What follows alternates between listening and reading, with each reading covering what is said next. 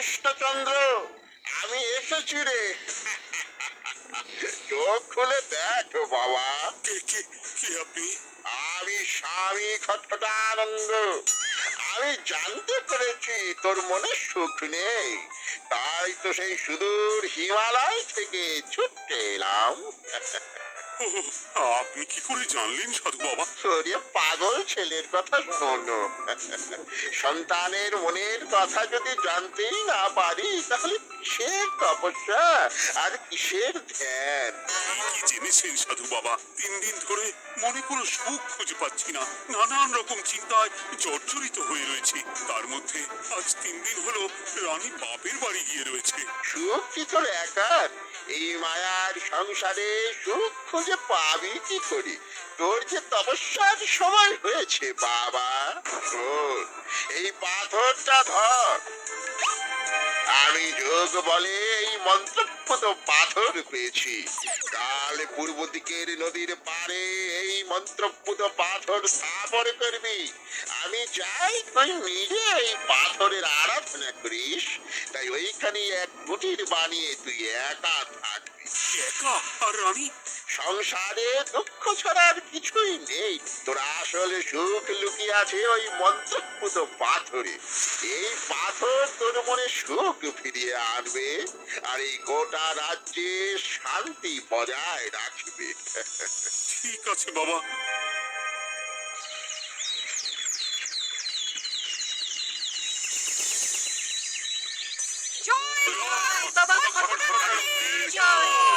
কি তার চ্যুতি, কি তার ব্যক্তিত্ব, আহ, কি তার কণ্ঠস্বর! এই মন্ত্রপুত পাথর আমার এবং এই রাজ্যের সকলে সুখ শান্তি ফিরিয়ে আনবে।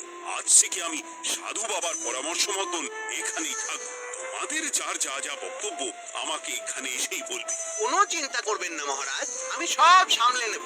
আপনি নিষ্ঠা সহকারে সাধু বাবার আদেশ পালন করুন। মহারাজ, যার নামেই খট তার কথাই ভরসা করা কি ঠিক হবে?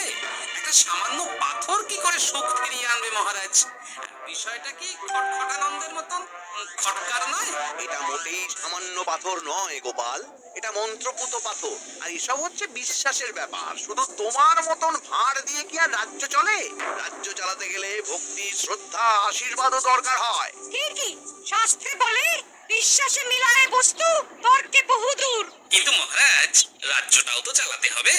আপনি এখানে থাকলে রাজ্যের কি হবে মহারাজ? একবার ভেবে দেখুন, সাধু বাবা আসল না হয়ে নকলও তো হতে পারে। দেখো গোপাল, তোমার যদি মনে বিশ্বাস না থাকে তাহলে আমি বলবো তুমি আর এখানে এসো না। তবে সাধু বাবার নামে কোনো বাজে মন্তব্য আমি শুনবো না। আমি চাই না আমার এই অবিশ্বাসের কারণে আমার রাজ্যের কোনো ক্ষতি হোক। আর আমি এই রাজ্যের মন্ত্রী, আমি থাকতে তোমাকে রাজ্য নিয়ে বেশি ভাবতে হবে না। তুমি এখন যাও তো গোপাল, যাও। মহারাজকে আর বিরক্ত করো না। বাল না থাকলে এ রাজ্যের সুই এসে যাবে না। আমরা থাকতে নাকি ভাঁড় চালাবে রাজ্য? আচ্ছা, ঠিক আছে, দেখা যাক। তাহলে আসি মহারাজ। হ্যাঁ হ্যাঁ, এসো এসো।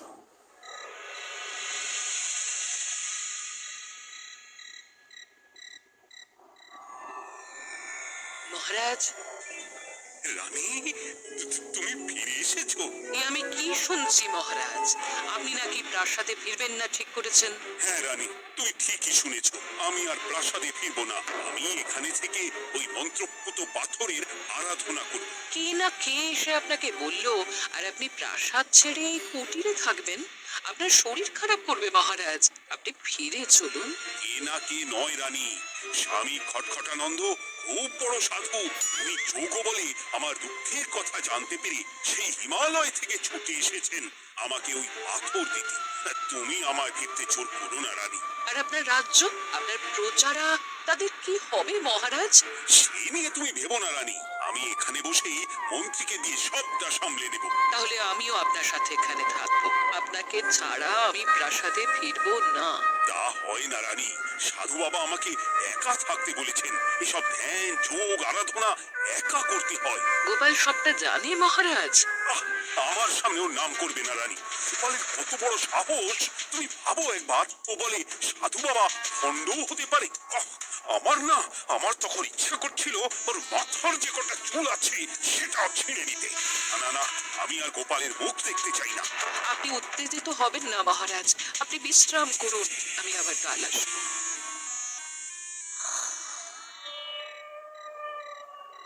রাতের হাটেও সবজির যা দাম বেড়েছে, এরপর শুধু এক বেলা খেয়ে থাকতে হবে।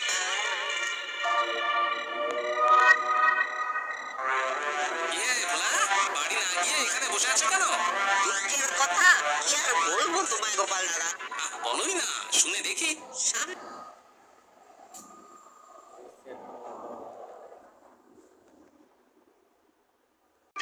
মেরামত না করলেই নয়, কিন্তু আমার কাছে তো এখন এত টাকা নেই।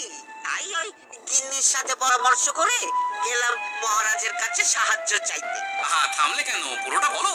কি আর বলবো গোপাল দাদা, মহারাজের উত্তর শুনে আমি তো অবাক। সবই তো বুঝলাম ভোলা, কিন্তু আমার যে কিছুই করার নেই। সাধু বাবা বলেছেন আজ থেকে এই রাজ্যের সব সুখ দুঃখের দায়িত্ব হয়েছে ওই মন্ত্রপুত পাথরে। তুমি চিন্তা করো না, এক কাজ করো, তোমার সমস্যার কথা গিয়ে ওই মন্ত্রপুত পাথরের কাছে জানাও। আর তোমরাও আজ থেকে তোমাদের যা চাওয়া পাওয়া আছে সব গিয়ে ওই পাথরকে জানাবে। হ্যাঁ, যা করার পাথরই করবেন। একবার যদি ওই সাধুকে হাতের কাছে পাই না, তাহলে ওই পাথর দিয়ে বেটার মাথা ফাটাবো। কিছু বললে গোপাল দাদা? না, কিছু বলিনি। যাও, তুমি বাড়ি যাও, চিন্তা করো না, দেখি কি করা যায়।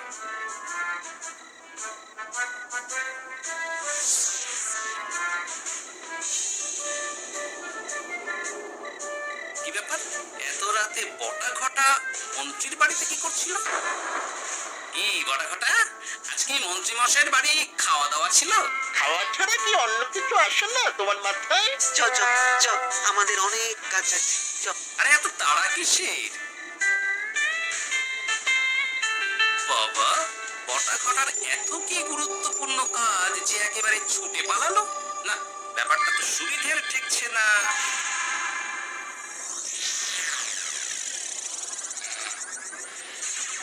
রাজা কৃষ্ণচন্দ্র, ওঠ বাবা, আমি এসেছি। সাধু বাবা, আপনি এসেছেন? কেমন আছিস বাবা? ভালো আছি বাবা, তবে মনে এখনো পুরোপুরি সুখ খুঁজে পাইনি। সুখ কি তোর একা? কি করে সুখ পাবি বাবা? এখনো তো তুই তোর সব আসক্তি থেকে মুক্ত হতে পারিসনি। আর কি কি করতে হবে আমায় বলে দিন বাবা। একটা কাজ বলবো, করতে পারবি? বলুন বাবা, আপনি যা বলবেন আমি তাই করব।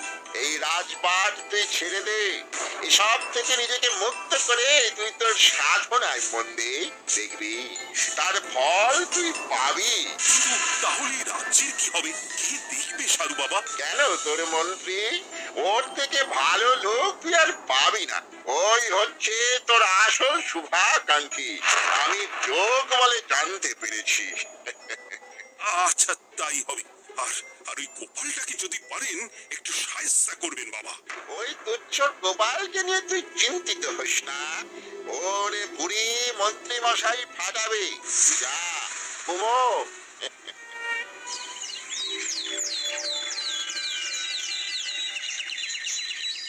শোনো শোনো শোনো, আজ থেকে মহারাজ কৃষ্ণচন্দ্রের আদেশে এই রাজ্যের ভার এই রাজ্যের মন্ত্রীর। আর মহারাজ নিজে তার কুটিরে নিরিবিলিতে থাকতে চাইছেন। উনি চান না কেউ ওনাকে বিরক্ত করুক। তাই আজ থেকে যার যা সমস্যা সবাই মন্ত্রী মশাইকে জানাবে। মন্ত্রী মশাই যাকে যা বলবেন তাকে তাই শুনতে হবে। শোনো শোনো শোনো। না, মহারাজকে থামাতেই হবে, না হলে বড় বিপদ হয়ে যাবে। যাই।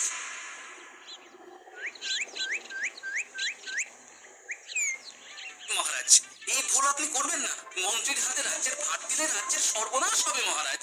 দেখো গোপাল, আমি যেটা করেছি সেটা ঠিক বুঝেই করেছি।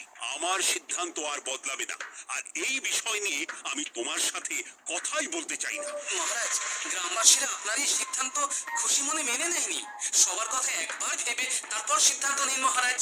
একজন বাইরের লোকের কথায় কোনো সিদ্ধান্ত নেবেন না দয়া করে। গোপাল, তুমি যদি সাধু বাবার সিদ্ধান্তে প্রশ্ন তোলার চেষ্টা করো তাহলে আমি বাধ্য হব মন্ত্রীকে বলে এই রাজ্য থেকে তোমায় বিতাড়িত করতে। একজন সেই হিমালয় থেকে আমাদের উপকার করতে এলো আর তুমি তার বিরুদ্ধে কথা বলছো। ছি ছি গোপাল, ছি।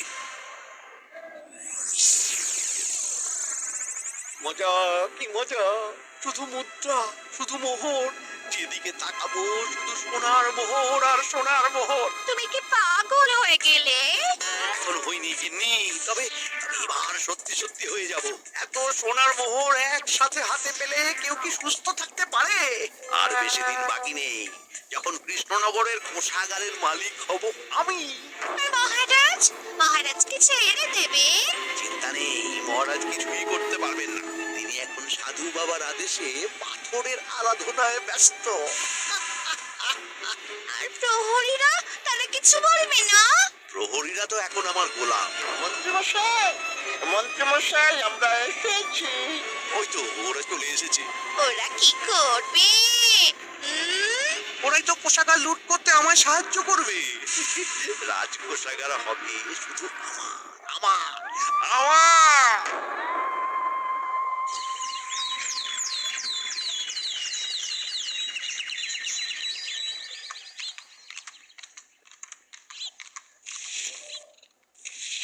গোপাল, রানীমা, আপনি আমায় ডেকে পাঠালেই তো পারতেন। রাজ্যটার যে কি হবে গোপাল?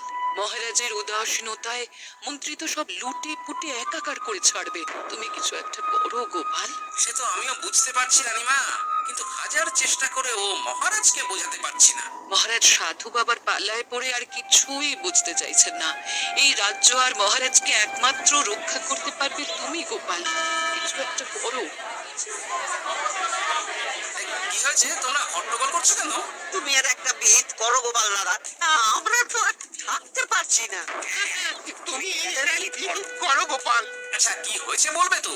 মন্ত্রী মশাই সবার কাছ থেকে অগ্রিম কর চেয়েছে। সে প্রহরী পাঠিয়ে সবার বাড়ি বাড়ি বলে এসেছে দুদিনের মধ্যে অগ্রিম কর না দিলে সবাইকে ধরে কারাগারে ভরে দেবে। এতে তো আমরা কোনো সাহায্য পাচ্ছি না। তার উপর আবার এই জুলুম কি করে মেনে নেবো বলো তো গোপাল দাদা? আমাদের বাঁচাও গোপাল দাদা, আমাদের বাঁচাও, না হলে এই মন্ত্রীর জুলুমে আমরা সবাই মারা যাব। হ্যাঁ গোপাল, তুমি পারবে। কিছু একটা করো গোপাল, এই রাজ্যটাকে বাঁচাও। না, আর নয়, এবারের একটা বিহিত করতেই হবে। শোনো, তোমরা সব নিজের নিজের বাড়ি যাও, আমি দেখছি কি করা যায়। মন্ত্রী দুদিনের মধ্যে কর চাইছে কেন? ওর আসল উদ্দেশ্য কি? না, বিষয়টার খোঁজ নিতে হচ্ছে। বুটি, এই বুটি, গোপাল দাদু, তুমি? শোন, একটা কাজ আছে বুঝলি, বটা ঘটার উপর নজর রাখতে হবে, পারবি তো? হ্যাঁ দাদু, এটা আর কি এমন কাজ? এই তোর হাতে ওটা কি রে? ও এটা পুতুল, বাবা এনে দিয়েছে। পাথরটা খুব চেনা চেনা লাগছে। এই যেন দেখেছি কোথায়। রে, সাধু বাবার দেওয়া পাথর।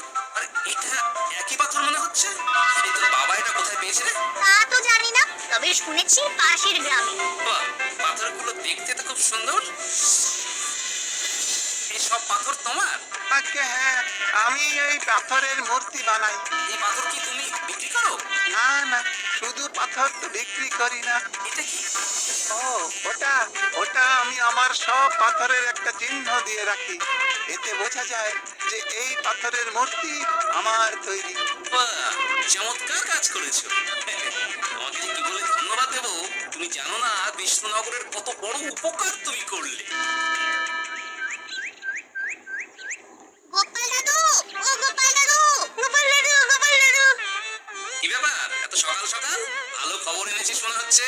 শুধু ভালো নয় দাদু, একেবারে গরম খবর। দাদু, রহস্য আমরা ফাঁস করে ফেলেছি দাদু। বলিস কি রে? শুনি শুনি। কাল রাতে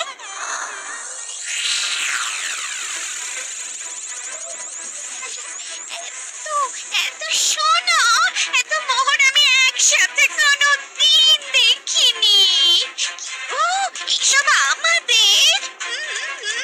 হ্যাঁ গিন্নি, হ্যাঁ, এই সব আমাদের, সব। ওই বাবা, আমার তো বিশ্বাসই হচ্ছে না, ভাবলেই গায়ে কাঁটা দিচ্ছে। এ বটা, আজ সাধু সেজে মহারাজের কাছে গেছিলি? হ্যাঁ, মহারাজ তো আজ প্রায় পাঁচ দিনে প্রণাম করতে যাচ্ছিলেন, কোনো মতে খেপিয়েছি। বলেছি প্রণাম নেওয়া আমার গুরুর বারণ আছে।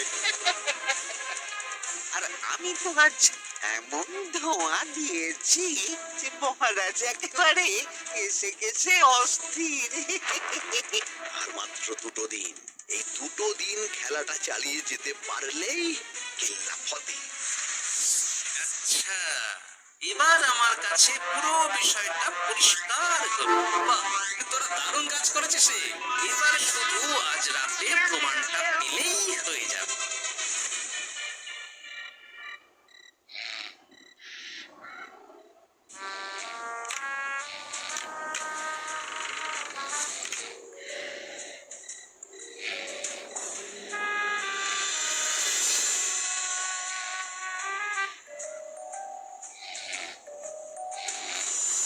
এই তো একে একে 2 মিলে যাচ্ছে। বাবা বাবা বাবা, এবার খেলা জমবে।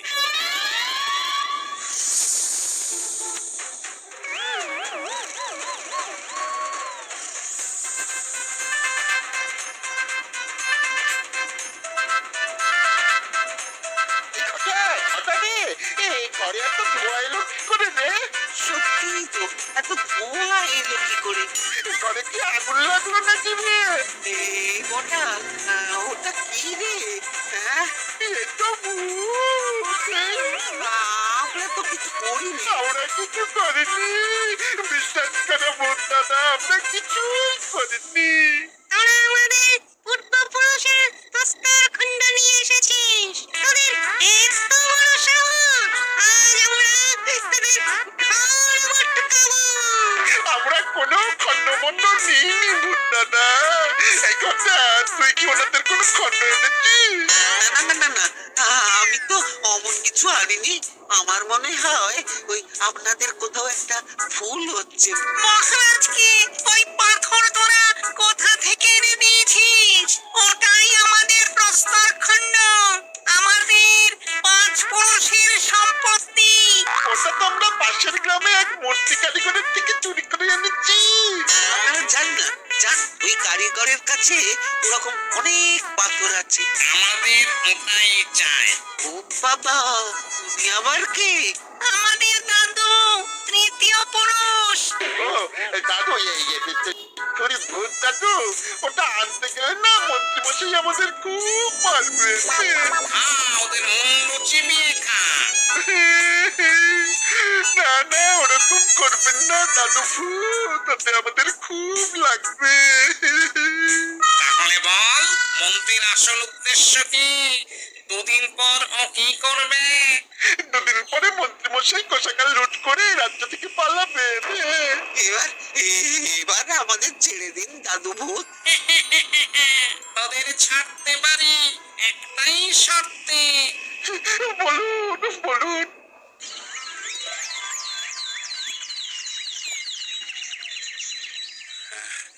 রাজ্যের পরিস্থিতি কি? প্রজারা সবাই ভালো আছে তো?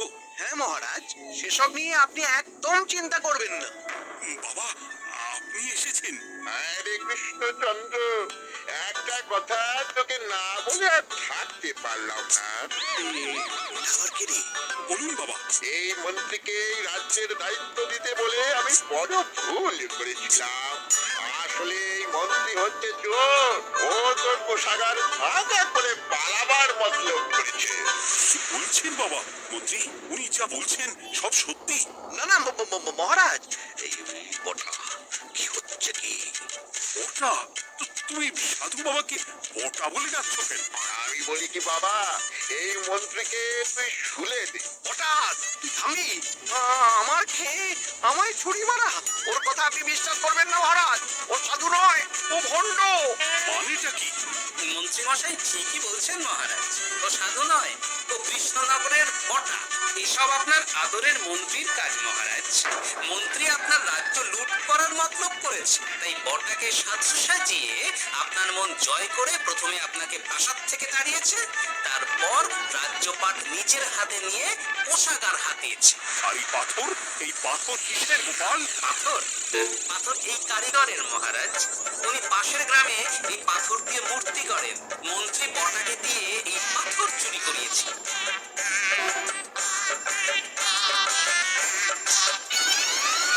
ওই পাথর আমার মহারাজ। আমি তোমায় ছাড়বো না মন্ত্রী, তোমায় আমি সরিয়ে দেব। প্রহরী, প্রহরী! কেউ আসবে না মহারাজ। প্রহরীরা এখন আমার কথা ছাড়া আর কারোর কথা শুনবে না। আমি এখন আপনাদের সামনে দিয়ে আপনার কোষাগার নিয়ে চলে যাব। আপনারা শুধু দাঁড়িয়ে দাঁড়িয়ে দেখবেন। রে নেপলা পুঁটি গুলটে মন্ত্রীকে বেঁধে ফেল। বোঝা নয় গোপাল, দেখবে? প্রহরী, প্রহরী! চেঁচান চেঁচান, আরো জোরে চেঁচান, কিন্তু ফল হবে না।